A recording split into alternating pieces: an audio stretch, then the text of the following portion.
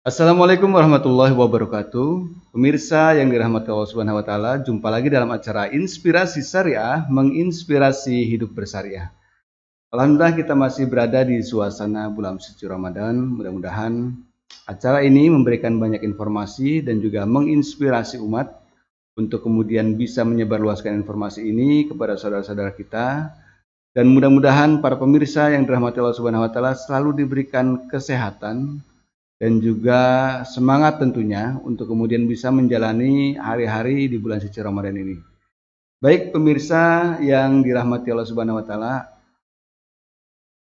saat ini kita akan membahas tema yang cukup menarik, yaitu tentang BBM, tapi bukan BBM yang mungkin juga jadi alat komunikasi dulu. BBM yang akan dibahas kita saat ini adalah beban berat masyarakat. Karena memang di awal-awal sebelum Ramadan kemarin kita juga disibukkan dengan berbagai macam informasi dan juga kesulitan-kesulitan yang terutama dirasakan oleh ibu-ibu, yaitu bagaimana harus mengantri minyak goreng dan sebagainya. Dan akan kita bahas dengan narasumber yang cukup berkompeten dan juga pengamat ekonomi. Insya Allah mudah-mudahan informasi ini akan lebih menarik dan mengetahui bagaimana kemudian informasi ini bisa kita terima dengan sebaik-baiknya. Telah hadir bersama saya yaitu Dr. Hadi Sucipto SE MSI sebagai narasumber. Assalamualaikum Ustaz. Waalaikumsalam warahmatullahi wabarakatuh. Sehat. Alhamdulillah.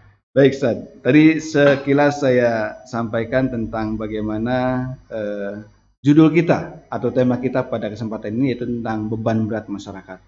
Karena tadi di awal-awal Ramadan kita sudah disibukkan dengan hal seperti itu, dengan kejadian-kejadian yang mungkin juga di media televisi kita melihat banyak sekali hal yang sangat miris kejadiannya. Dan juga ke depan atau mungkin juga di berita-berita yang saat ini kita dapatkan di media elektronik dan juga media televisi ada wacana gitu ya, wacana kemudian akan menaikkan beberapa komponen yang juga pasti akan menjadi beban masyarakat. Nah, terutama mungkin juga kemarin di awal itu tentang Pertamax ya. Pertamax sudah naik duluan di angka 3.500 dan juga akan disusul dengan rencananya PPN yang akan naik 1% dari 10 ke 11%. Kemudian juga hal yang mungkin gas yang menjadi apa ya, yang menjadi kebutuhan masyarakat tentunya. Nah, bagaimana menurut Ustadz tentang kebijakan ini? Apakah memang di tengah kesulitan kita ini atau di tengah kesulitan masyarakat kebijakan ini sudah tepat atau seperti apa? Kira-kira menurut Ustadz gimana nih? Ya, baik. Bismillahirrahmanirrahim. Assalamualaikum warahmatullahi wabarakatuh. Waalaikumsalam warahmatullahi wabarakatuh. Pemirsa Inspirasi Syariah yang dimuliakan Allah Subhanahu wa taala. Alhamdulillah kita berkesempatan kembali berjumpa membahas satu topik dengan yang sedang terjadi di tengah umat ya. Tadi sudah sampaikan Mas Arisnya ini bahwa betul ya di bulan Ramadan ini yang seharusnya kita jalankan ibadah dengan tenang ya, kemudian juga dengan ya katakanlah secara ekonomi pun yang sudah kita bahas dengan kehidupan yang dengan biaya yang katakanlah sederhana gitu ya. Tapi bagaimanapun kemudian kita melihat bahwa mungkin sebelum Ramadan saja sudah dihadapkan pada kondisi beban masyarakat yang bertambah ya. Artinya apa? Kita melihat ya sebelum Ramadan itu kemudian ya terutama ibu-ibu barangkali ya merasakan atau kita semua lah ya, bagaimana harga minyak goreng yang dulu ya dipatok oleh pemerintah dengan 14.000 liter ya, langsung menghilang kan gitu. Setelah dilepas ya kemudian membanjir tapi demikian mahal sampai 50.000 lebih ya kalau tidak ya kurang lebih 45 sampai 50.000 lah. Ini ya tentu juga berdampak pada masyarakat apalagi di tengah di bulan Ramadan ini ada satu menu ya yang kalau guyonan di kompleks saya kalau itu kemarin juga ramai karena nggak ada barangnya. Sunahnya kita berbuka dengan kurma. Wajibnya adalah gorengan. Goreng itu wajib. Karena kalau nggak ada gorengan nggak afdol katanya. Jadi namanya gorengan dengan bumbunya dengan buras apa istilahnya lembut lah gitu ya. Itu harus ada. Itu satu ya. Jadi ya minyak goreng menjadi hal yang sekarang bahkan kemarin terakhir ya Jaksa Agung kemudian hidup lah katakan dengan informasi yang sudah didapatkan itu ternyata Dirjen Kementerian Perdagangan ya karena memberikan rekomendasi ya untuk ekspor sementara kewajiban pengusaha minyak goreng atau CPO terutama ya bukan CPO-nya karena CPO itu kemudian diekspor kemudian tidak memenuhi apa yang menjadikan kewajiban 20% untuk mengamankan produksi dalam negeri untuk kebutuhan minyak goreng. Ini kan berapa besar keuntungan yang kemudian didapatkan. Jadi ini bukti terakhir bahwa dengan harga minyak goreng yang masih mahal sekarang, ternyata juga distribusi ya atau kemudian dari sisi ekspor CPO kita juga ternyata disalahgunakan ya, seperti itu. Nah itu yang pertama di awal Ramadan. Kemudian kemarin kita mendengarkan sendiri bagaimana pemerintah ya menaikkan harga BBM. Ya, artinya BBM benar ini Pak ya. Bukan mendengar tapi merasakan sebenarnya. Oh, bukan benar. Sudah naik. Ya. Jadi BBM terutama sebelumnya kan dulu sebelum puasa itu BBM yang kelas tinggi lah, yang DEX dan sebagainya, yang premium lah. Premium lalu premium dari sini ya. Nah, kemudian kemarin dengan dalih kenaikan harga minyak dunia ya dengan krisis Rusia dengan Ukraina. Ya, memang kalau kita melihat di APBN kita kan mengasumsikan dulu pembelian dengan $64 per barrel. Nah sekarang sudah di atas 100. Maka dengan dalih itulah pemerintah menyatakan bahwa pagi ini kan bukan subsidi ya Pertamax itu. Maka kemudian otomatis kemudian harus mengikuti harga pasar dunia. Yang nggak tanggung-tanggung naiknya 3.500. Luar biasa ya. Nah ini yang kemudian terjadi ketika masyarakat yang pengguna Pertamax dengan kenaikan harga yang cukup besar ini kan kemudian berpindah ke Pertalite. Agak murah lah. Ya.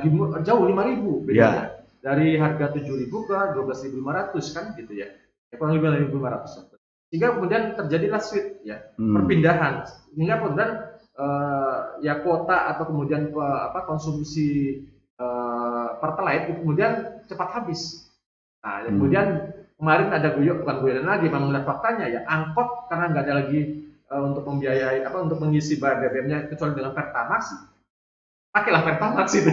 Kasihan juga. Ya, premiumnya hilang, ya Pertalite-nya kemudian habis, bukan hilang arti ya karena semua pada lari ke sana. Ya. Padahal sebetulnya kalau bagi pengguna terutama saya juga yang menggunakan Pertamax ya bukan karena saya merasa sok kaya atau gimana ya. Nah, itu kan yang katanya orang-orang yang mampu dan sebagainya. Lebih kepada untuk menjaga mesin kendaraan gitu. Karena oktan yang lebih tinggi katanya ya. Lebih aman. Untuk lebih baik untuk mesinnya lah begitu. Nah, itu yang kemarin terjadi dengan kenaikan BBM. Belum lagi per 1 April pun ya, pemerintah sudah menaikkan PPN pajak pertambahan nilai ya dari 10% menjadi 11%. Artinya apa? Ini yang kemudian PPN itu kan menyasarnya kepada harga jual produk ya baik barang maupun jasa. Jadi kalau saat misalkan beli sesuatu di minimarket atau supermarket, coba lihatlah struknya ya.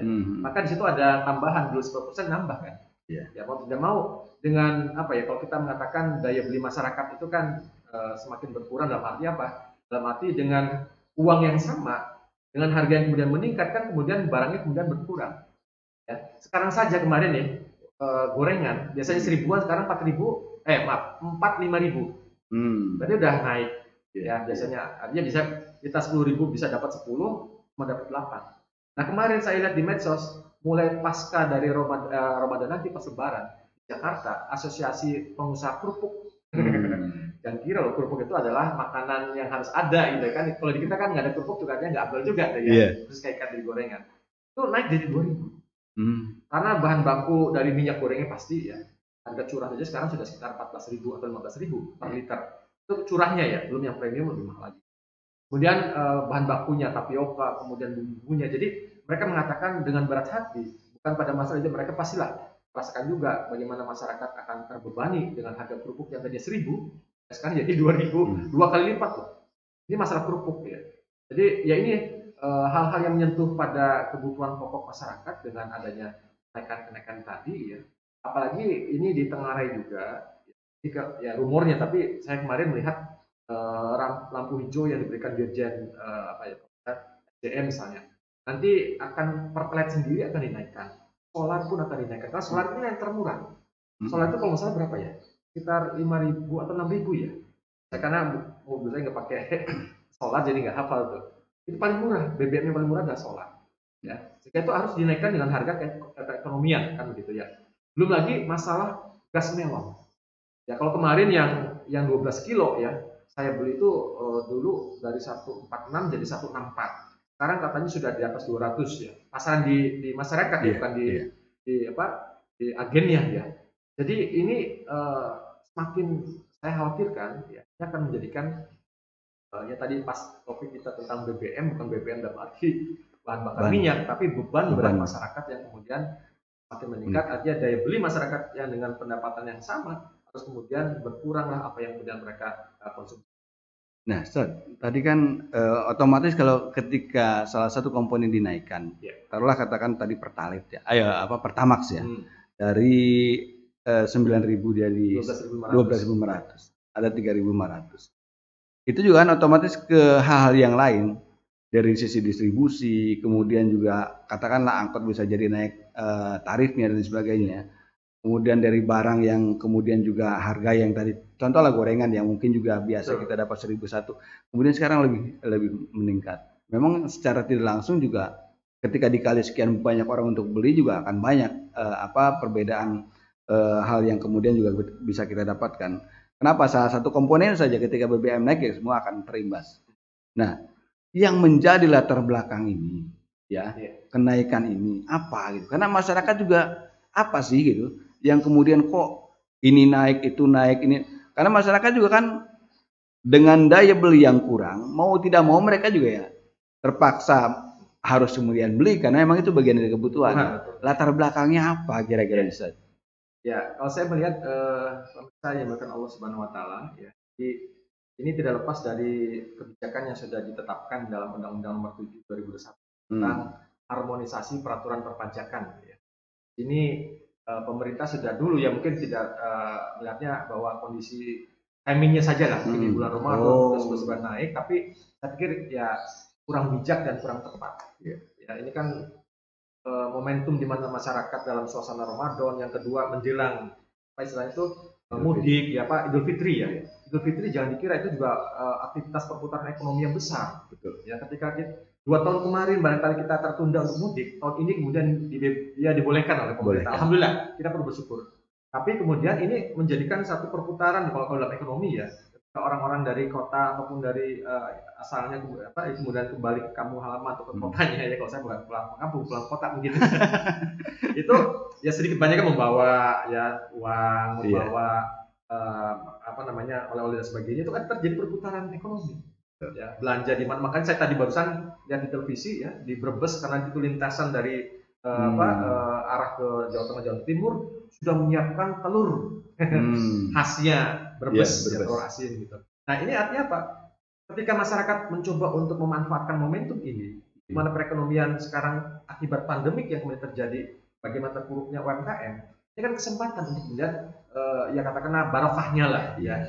Tapi apa yang terjadi ketika beban-beban tadi justru akan menjadi satu yang akan mengurangi dan memaksa mereka kemudian menaikkan harga. Ya ini kan jadi satu ya beban tersendiri bagi masyarakat yang harusnya dengan mendapatkan pendapatan sekian bisa mendapatkan sekian, karena harga naik ya berkurang begitu. Jadi ini satu ya. Jadi itu yang kemudian alasan dari kemudian kemarin menaikkan PPN ya, karena itu memang ditetapkannya sudah hampir 1 tahun yang lalu. Tapi momentumnya kurang tepat kalau diterapkan saat ini. Di saat kemudian tadi momentum Ramadan dan Idul Fitri. Kemudian yang kedua juga kalaupun kebijakan itu diterapkan, otomatis kan yang dibebani ujungnya adalah masyarakat lagi. Artinya konsumsi terakhir. Barang-barang kan ketika jadi barang produk akhir, ya kalau kita belanja apapun lah ya, atau kita makan di restoran apapun, kan nanti kan akan kena tuh pajak. Jadi nambah walaupun ya kalau dia tergantung makannya, tergantung belanja. Kalau belanja 1 juta berarti 100.000. Ya, jadi semakin tinggi belanja kita, maka semakin besar pajak yang ditetapkan. Itu jadi artinya ya kembali ke, karena saya kemarin dari analisis apa yang disampaikan oleh Wakil Menteri Keuangan ya, dengan kenaikan 11% saja itu kita mendapatkan tambahan 41% dari sumber pajak yang bisa menambah pundi-pundi tadi, karena memang ya kita dihadapkan pada kondisi defisit. Ya, APBN kita defisit ya. Jadi hampir 800 triliun lebih ya. atau 30 berapa ya, itu apa namanya, 40 bukan, bentar, saya harus lihat data ya, karena data ini penting. Ya, Ya, betul. 4,85% ya, dari PPDB kita. Ini apalagi tahun 2024 harus kembali ke 3%. Jadi ini kan gimana caranya pengeluaran-pengeluaran yang ini harus ditutup dengan pemasukan. Nah, ini yang barangkali ya perlu disampaikan pemirsa yang masalah ya. Jadi dalam sistem keuangan APBN kita, yang memang dari awal itu menganut rezim anggaran defisit. Ya, artinya apa? Itu yang kemudian pemerintah menetapkan dulu pengeluaran dan belanja dari kementerian, kemudian lembaga, plus nanti dana transfer daerah dan sebagainya, baru dilihat potensi pendapatannya. Nah, ini kan yang terjadi ketika ya istilah pepatah besar pasak daripada tiang, karena kebutuhannya lebih besar dibandingkan pendapatannya. Ini sehingga yang kemudian defisit itulah kemudian harus dicari dengan cara apa? Atau sebagainya. Nah, kalau kita sebagai rumah tangga tentu jangan menjadikan itu pola.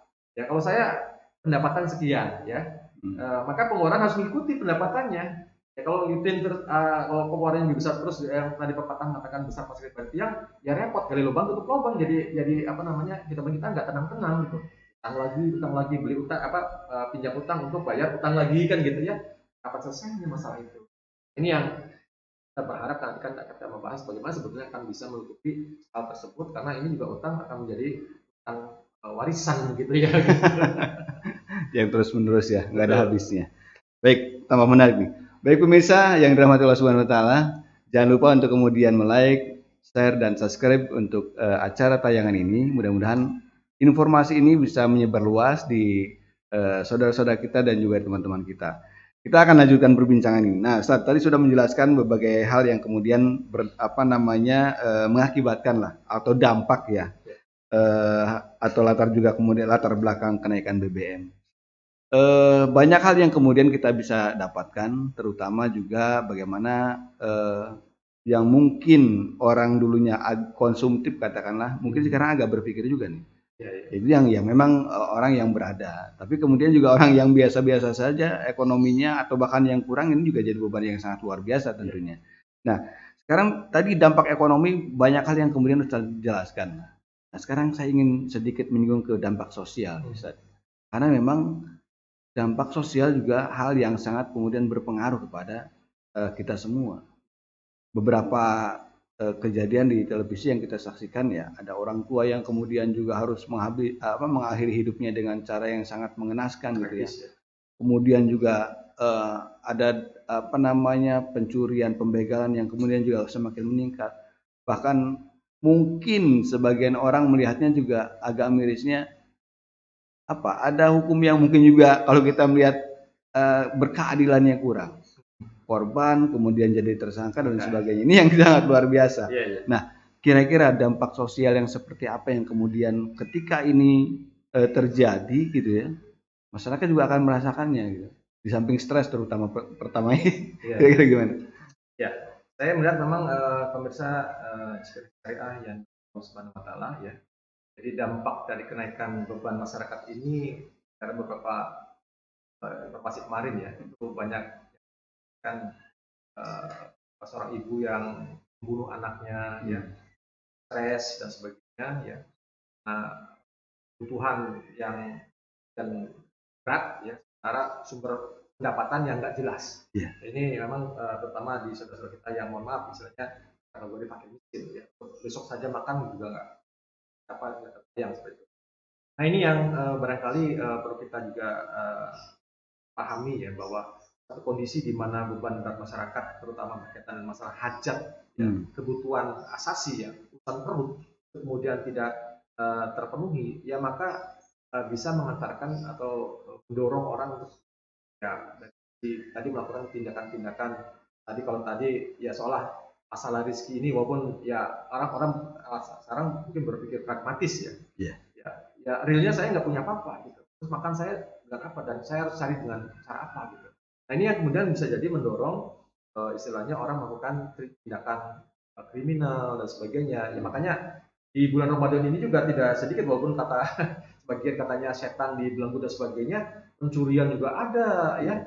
Bahkan tadi juga upaya pembegalan juga banyak ya. Bahkan kalau saya lihat di media sosial di Serang sendiri itu hampir tiap hari disuguhi dengan berita-berita pencurian ya dan sebagainya ya. Ini ya terlepas dari memang karakter apa namanya pemahaman tentang itu suatu perbuatan yang dilarang ya. Namun yang kemudian yang kedua juga, nah, ini lebih juga didorong oleh masalah faktor ekonomi, ya. Nah, itu juga jadi hal ya. Yang terakhir kalau tadi kemarin kita mendengar barangkali beberapa keluarga yang kemudian entah itu bunuh diri, entah kemudian habis di anak-anak yang mati dalam arti tadi tidak kuat nanti daripada anak saya khawatir ya. Khawatir ya. Tapi ini juga ya itu masalah itu juga masalah ekonomi gitu ya. Jadi ini sebetulnya ya momentum kita barangkali di bulan suci Ramadan ya sebagai kemudian sosial kita ya. Ya apalagi di akhir Ramadan kan biasanya kita punya kewajiban untuk mengeluarkan zakat mal atau infak sedekah. Nah, bagaimana baginda Rasulullah SAW sendiri juga sudah mengingatkan kita ya. Kalau tidak salah beliau pernah menyampaikan walam yahtam bi amru muslimin laisa minhum ya. Dan siapa di pagi hari tidak memikirkan urusan umat ya, aku bukan umatku kata Rasul ya.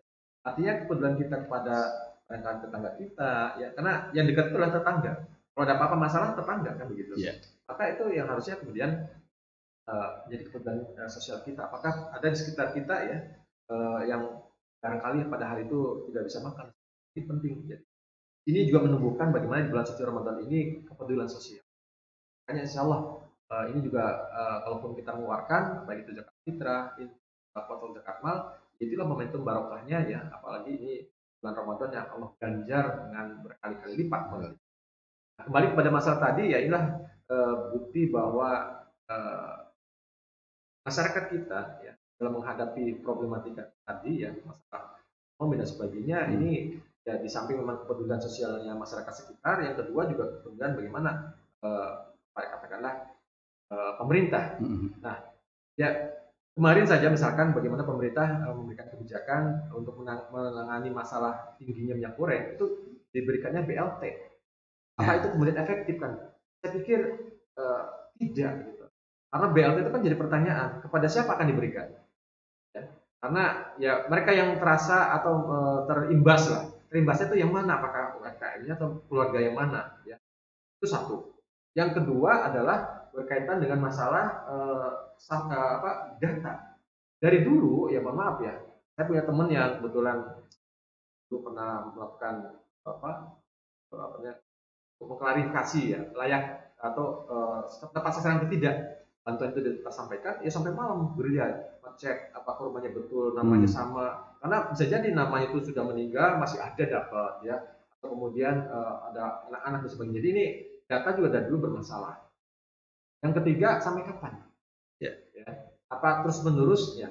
Yang kita butuhkan bukan BLT-nya sebetulnya. Bagaimana harga-harga sembako tadi bisa turun kembali sehingga tidak hanya untuk kemudian mereka yang akan diberikan atau masyarakat miskin saja. Saya pikir masyarakat semua juga merasakan kan dari harga sembako ini. Jadi saya mungkin menyarankan bukan BLT sebagai solusi, tapi bagaimana menurunkan kembali ya harga-harga yang sedang naik ini ya, terutama minyak goreng ya sampai ini kan sudah di luar kewajaran sebetulnya ya.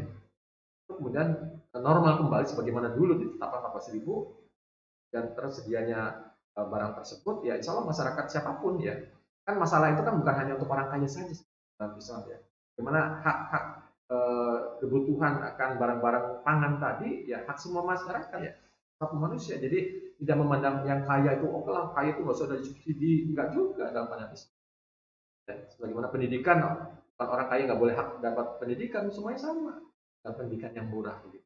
Jadi ini luar biasanya dalam bagaimana Islam memandang ya terhadap problematika kerugian tadi ya, punya caranya yang khas ya, dan punya aturan-aturan yang karena memang kalau saya perhatikan di awal-awal dulu kan juga ada kekhawatiran pemerintah gitu ya, dari sisi minyak goreng ya.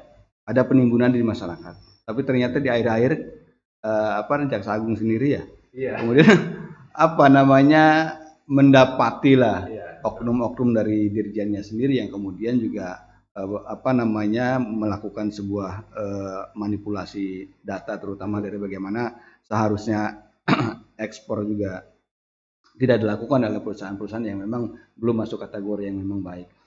Nah, tadi menyinggung tentang masalah BLT. Kalau bagi saya sih pribadi sendiri mengatakan itu hiburan sebenarnya. Ya, hiburan sementara. Kenapa?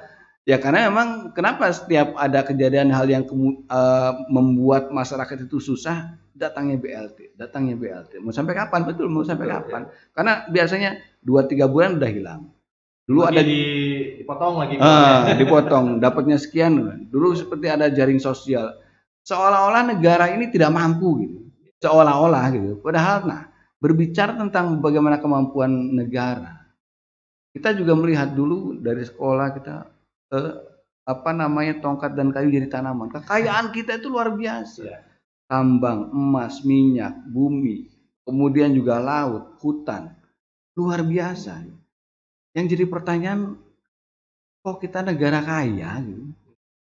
Tapi 85% ya, betul ya? Penghasilan negara itu dari pajak. Pajak itu yang dikuras secara tidak langsung dari rakyat gitu. Nah, pertanyaan saya, orang awam mengatakan, itu kekayaan negara kemana? Kira-kira gimana Ustaz? Ya. Baik, pemirsa yang dimuliakan Allah Subhanahu wa taala, jadi ini satu bahasan yang menarik ya. Karena Allah Subhanahu wa taala memberikan anugerah yang luar biasa ya pada Indonesia dan kekayaan alam ya. Baik dari sisi barang tambang ya dan juga dari hutan ya. Dan banyak lah ya. Yang dulu katanya gemah ripah loh jinawi ya, orang itu kemudian masyarakat bisa kita, tapi ini apa namanya tidak dirasakan manfaatan dari hal tersebut. Yang kedua, bagaimana Undang-Undang Dasar 45 kita di pasal 3 pun sudah wanti-wanti ya memberikan arahan bahwa kekayaan alam yang menguasai hajat hidup orang banyak dikuasai oleh negara. Asalnya ini jadi pertanyaan, negara yang mana kan? Jelaskan itu. Yang kedua, digunakan sepenuhnya untuk kepentingan rakyat. Jadi artinya sumber daya alam yang strategis itu kemudian harus dikuasai negara sebagai wakil rakyat untuk kemudian dikembalikan kepada rakyat.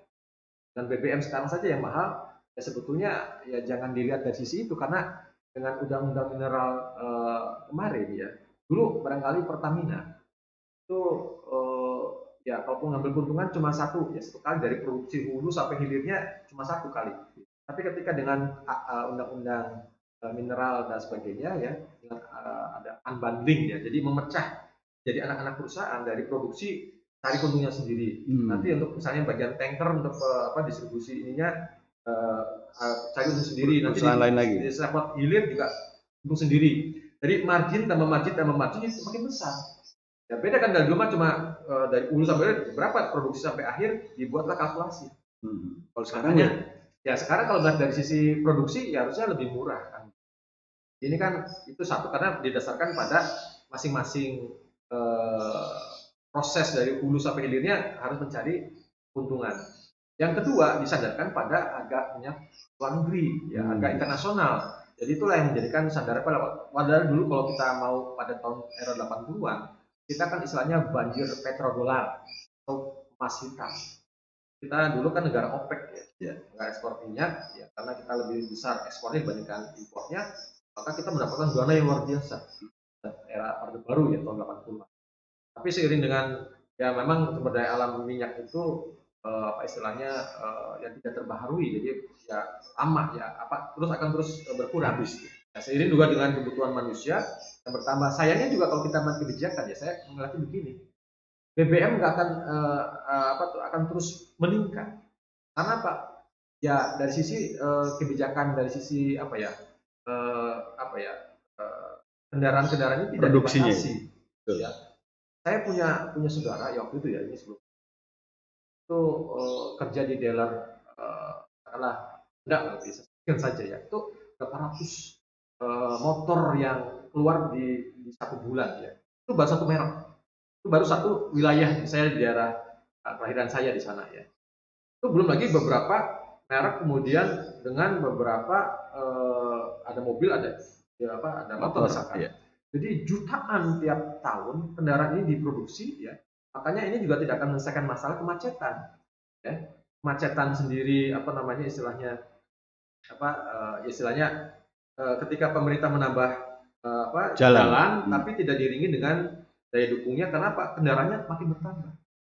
Ya itu kalau kita berkaca dengan tetangga kita di Singapura ya, saya kan pernah juga ke sana atau Malaysia ya, Singapura yang jelas ya.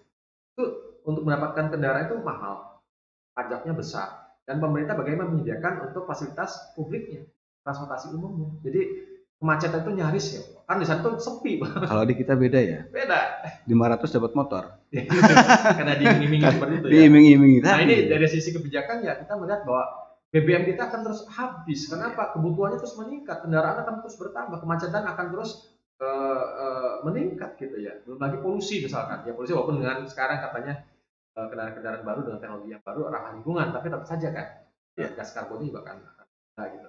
Nah kembali ini sekilas tambahan untuk masalah itu ya.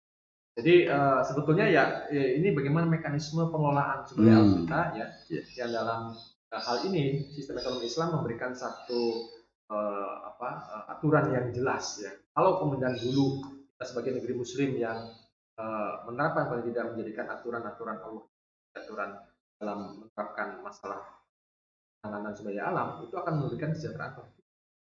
Ya, artinya apa? Ya, baginda Rasulullah SAW dalam hadis At-Tirmidzi kalau tidak salah ya, menyatakan anasu surakatu fisalasin, manusia bersekat dalam 3 hal. Filkala ya dalam masalah hutan, ya, alma, air, dan masalah anar. Dan itu adalah api. Sebagian mufasir mengatakan adalah barang tambang. Artinya apa hadirin? Bahwa 3 sumber daya alam ini berkaitan hutan, air yang melimpah, kemudian yang ketiga adalah berkaitan dengan masalah api atau barang tambang adalah milik umat, milik umum. Ya, dan negara untuk kemudian diberikan ya untuk apa ya mengeksplorasi kemudian dijual atau dengan harga sesuai dengan produksinya. Tapi yang terjadi sekarang kan bagaimana sumber daya alam tersebut diserahkan pada swasta. Ya, kita tahu HPH itu siapa yang menguasai berapa ribu hektar hutan kita, jutaan hektar ya.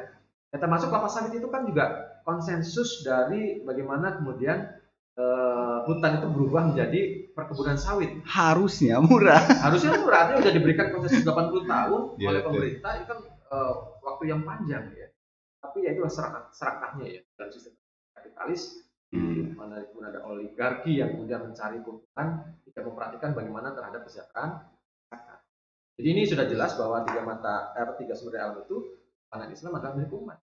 Air juga sekarang, siapa yang menguasai mata air yang melimpah itu? Kalau di Klonyo kan wah luar biasa. Ya, sampai saya punya teman di Sukabumi yang memang di situ ada mata air dulu tempat apa katanya Ngojai itu apa ya? Berenang. Sekarang ketika dibatasi tempatnya nggak bisa.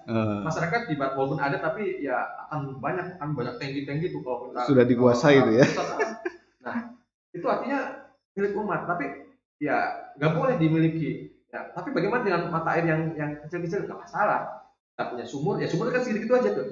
Ya kalau itu paling naik lagi dikit. Atau kita punya apa namanya jet pump, ya itu nggak masalah. Tapi kalau untuk mata air yang melimpah itu harus dirasakan oleh umat. Dan kembali umat untuk mendapatkan harga yang murah.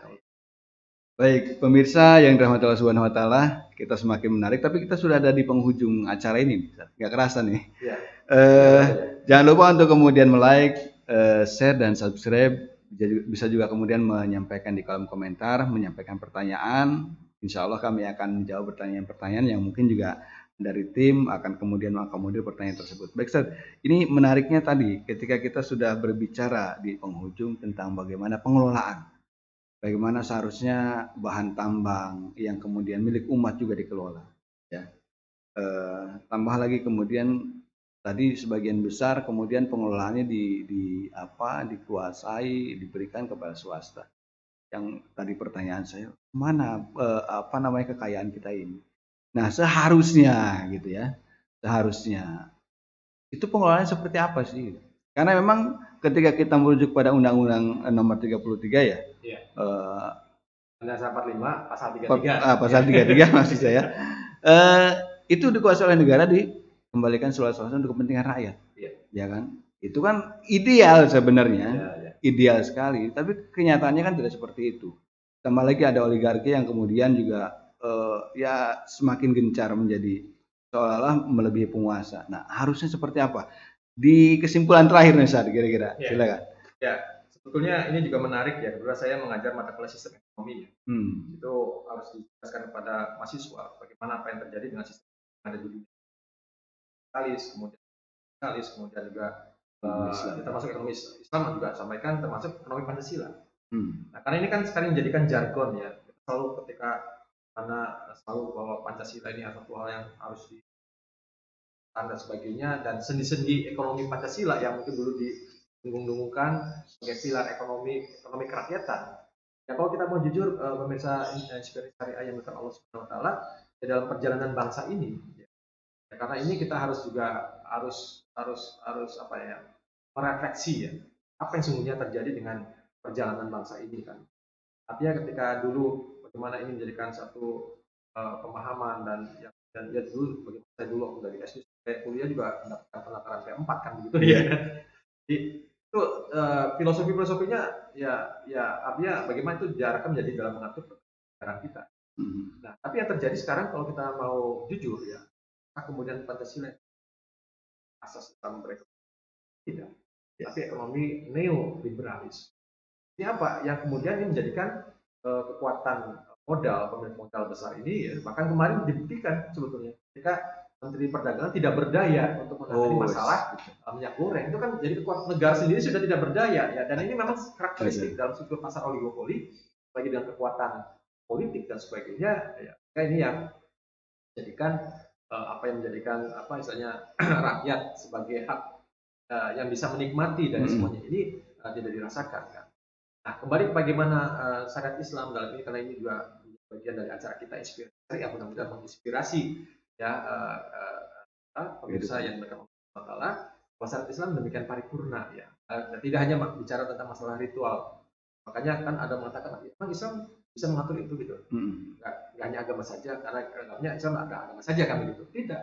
Karena sebagai yang Allah sampaikan ya, dan kan sebagai Islam sebagai rahmatan lil alamin, itu yang akan memberikan satu jawaban.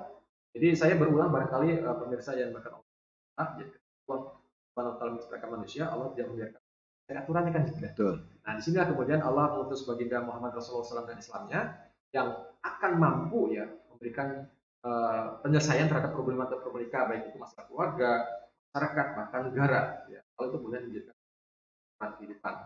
Nah, sehingga dari hal tersebut tentunya jika ini tidak diterapkan, ya, maka yang terjadi saat ini, bagaimana yang harus dirasakan oleh masyarakat, ya, dengan sumber daya alam yang melimpah ini, karena diterapkannya sistem ekonomi neoliberalis, ya, kapitalis, ya, maka peran pemerintah sudah mulai digeser. Kalaupun pemerintah hanya sebatas regulasi, tapi semua eksekusinya ada di swasta. Ini apa ya? Undang-undang yang kemudian ada itu ya. Saya mengutip dari apa yang disampaikan misalkan mantan Menteri Perikanan ya dulu Ibu Susi ya. Kalau namanya undang-undang itu bisa diatur lah, bisa dipesan berapa mau bayarnya. Dulu ada undang-undang rokok ya. Kemudian ada yang hilang pasalnya itu ya berapa dia mampu seperti itu. Jadi undang-undang sendiri juga ya mohon maaf katakan segala kita melihat sendiri antara penguasa dan pengusaha ini berkolaborasi dalam sistem kapitalis. Potensi ujung-ujungnya duit juga kali. Ya itu juga makanya. Jadi sebetulnya untuk siapa ya, makanya ini kan juga ya menjadi catatan bagi wakil rakyat ya. Kalau mereka menjadi wakil rakyat harusnya ketika ada kebijakan, ya saya juga akan mempertanyakan kalau disebut dengan demokrasi ya. Setiap ada kebijakan yang akan dikeluarkan harusnya bertanya dulu, wahai rakyatku, ya bagaimana dengan pendapat dengan kebijakan ini? Ya harusnya ditanyakan ke konstituen ya apa itu namanya? Pemilihnya lah gitu. Ini kan tidak. Jadi ini kan sudah diwakili ya oleh partai ya, sebenarnya ada keputusan partai bukan keputusan rakyat kan. Nah ini juga jadi pertanyaan ya. Artinya itu jadi satu hal yang harus kita introspeksi ya, ketika rakyat tidak dilibatkan ya, gitu. Dan tidak jadi korban terus kan, korban dalam arti ya harus menerima ketika kebijakan itu sudah diputuskan. Nah ini yang tentu kita berharap ya itu bisa menjadi catatan bagi kita semua. Kemudian yang terakhir tentunya adalah bagaimana sekali lagi bahwa Islam memberikan satu alternatif ini tentu dengan turunan-turunannya ya. Tadi saya katakan bagaimana pengelolaan sumber daya alam dan umat sendiri ya itu yang dirasakan kesejahteraan itu, dan saya yakin dengan pendapatan dari situ tidak hanya dari pajak saja. Ini kan yang terjadi APBN kita adalah hampir 80% lebih ya itu dari pajak baik di pusat maupun daerah. Ya jadi ya namanya pajak pengenaannya adalah pada masyarakat kan gitu, baik masyarakat secara individu maupun misalkan dia sebagai corporate perusahaan. Padahal banyak hal yang kemudian kita bisa dapatkan misalnya dari sumber daya alam.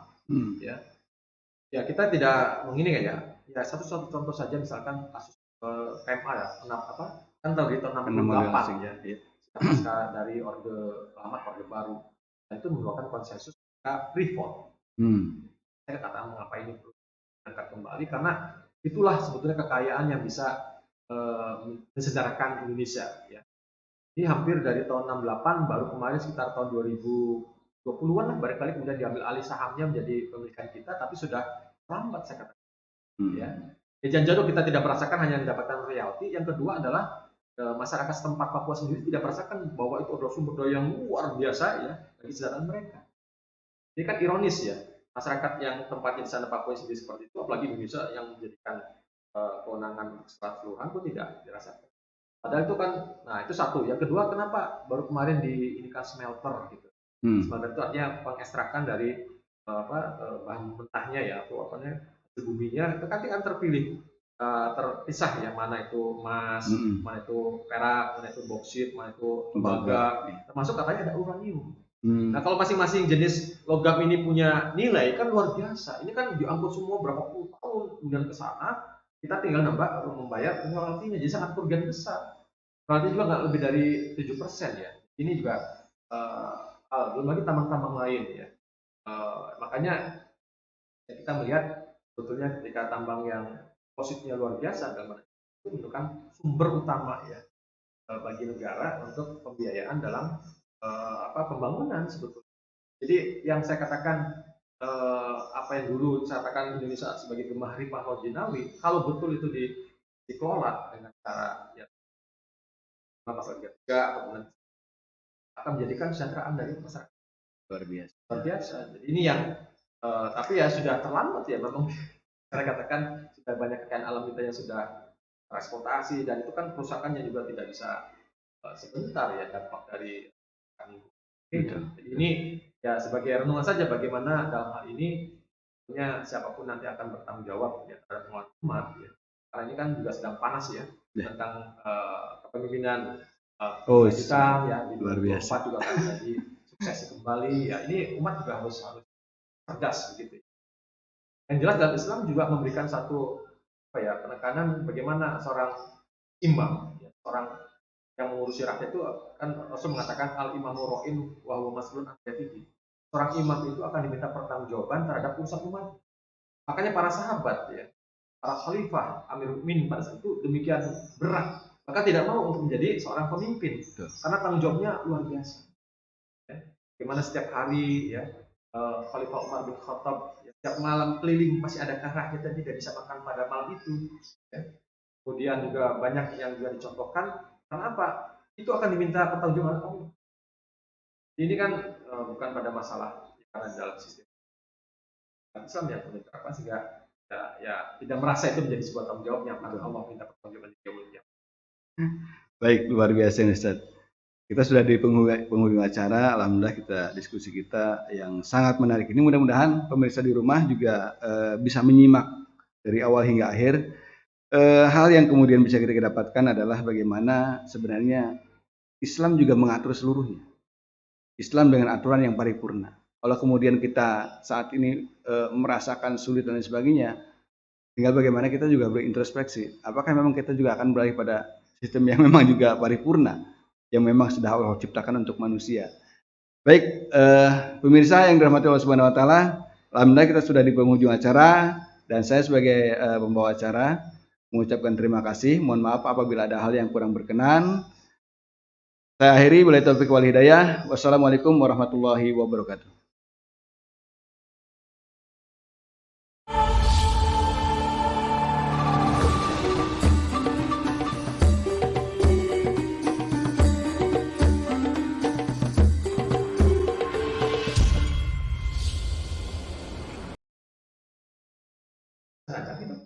Lebih